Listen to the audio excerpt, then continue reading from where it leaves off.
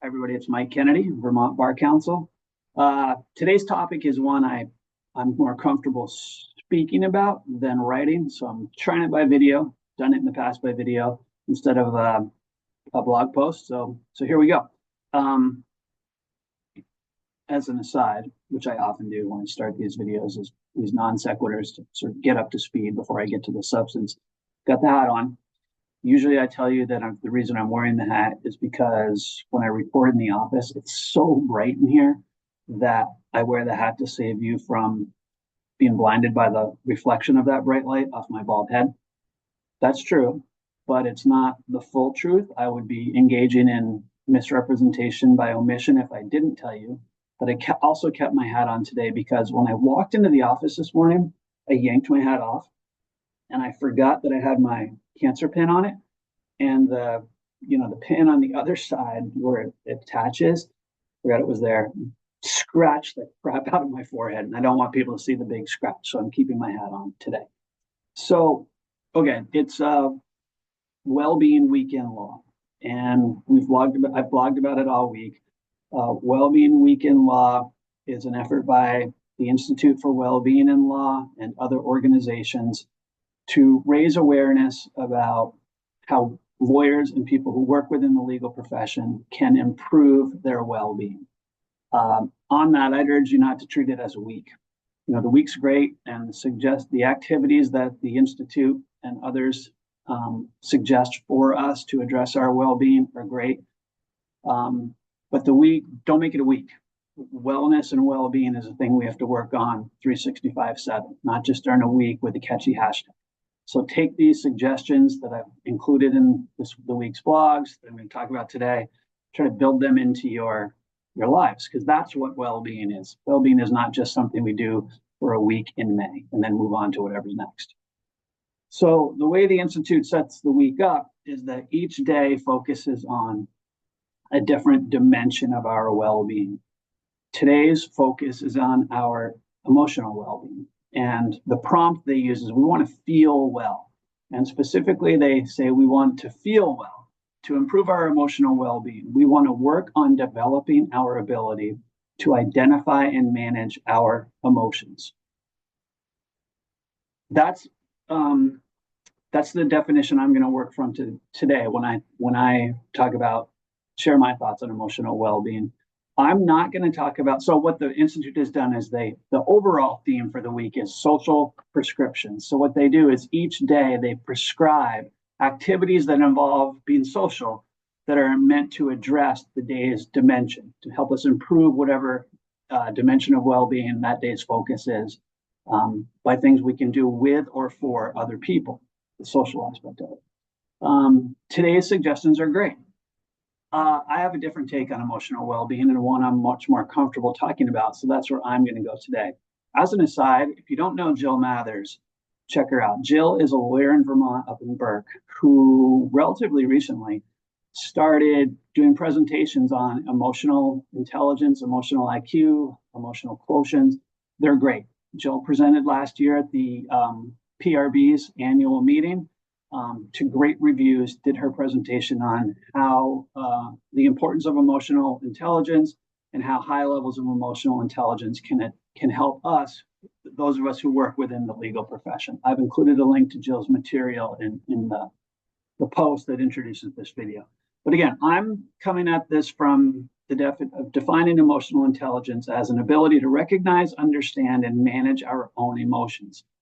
And one reason that's so important for lawyers and people who work within the legal profession is not only because being able to understand, identify, and manage our own emotions improves our emotional well-being, which improves our overall well-being, but because having a high level of emotional intelligence or being really good at identifying, managing, and managing your emotions has been shown to improve communication skills, time management skills, and conflict resolution skills. And if you think about it, communication, time management, conflict resolution, really critical skills to the practice of law.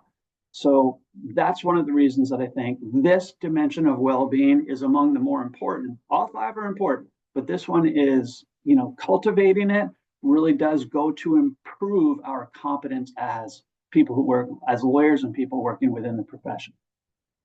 Okay, so when it comes to cultivating our ability to identify, understand, and manage our emotions, what's important to remember is that negative emotions are going to happen. We are going to experience negative emotions. That's perfectly okay. Perfectly okay. What's important is not dwelling on the fact that something caused you to have a negative response or to experience a negative emotion. What's important is not responding to the negative with another negative. You know, the tit for tat or the getting down or blaming yourself that because somebody else made you feel bad. What's important is cultivating an ability to recognize, hey, it's okay that I'm having this, that I'm experiencing a negative emotion. What's important now is how I respond to what just happened to me. And the constructive, positive response after you identify and understand that you're dealing with something that's causing you to experience negative emotions, the constructive and positive response goes a long way towards increasing your emotional well-being.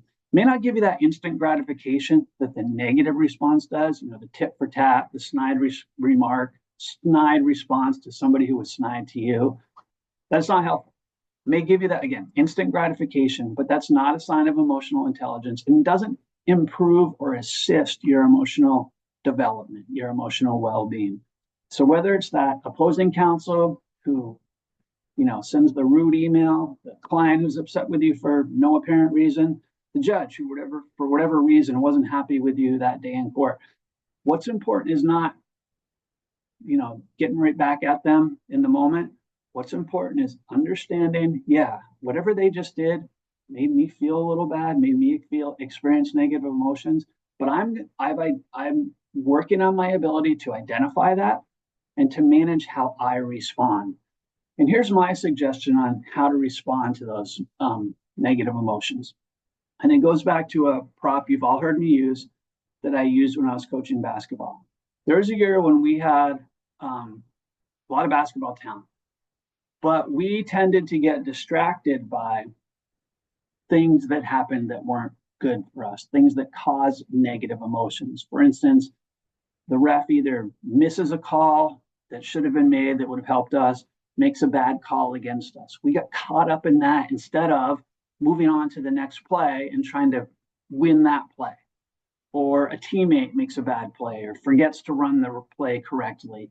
We got caught up in focusing on that teammate instead of, again, playing the next play. So what we came up with as a coaching staff was we're going to talk about winning. And we use the acronym WIN, W-I-N. And it doesn't stand for winning the basketball game. It stands for what's important now. And what's important now is not yelling at the referee or yelling at your teammate or yelling at the coach to take out that teammate who just messed up. What's important now is moving on to the next play.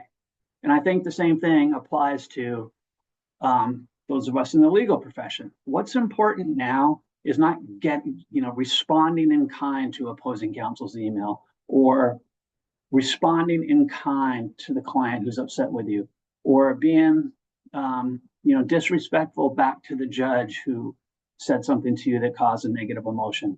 What's important now is managing your emotions to produce a positive, constructive response. Related to that, I've talked about winning your 3 feet of influence. And your 3 feet of influence comes from, the winning comes from what's important now that I used in basketball. The 3 feet of influence comes from an article that I read several years ago that the person named Sharon Salzberg wrote. I don't know Sharon, but her article is great. I've linked to it. And Sharon talks about in the article the fact that we can't control the world, but there's a bubble around us, a circle that's 3 feet in diameter, I think. Maybe it's a 3-foot radius. I can't remember. I think it's 3 feet in diameter, where, we can't control the world, but we can control our 3-foot circle. Our 3 feet of influence is what Sharon talks about. And what Sharon talks about is, that person who comes into our circle who isn't, for whatever reason is causing us to experience a negative emotion or a negative response, we can't control whatever it was that caused the person to do that, but we can always control our response to that person.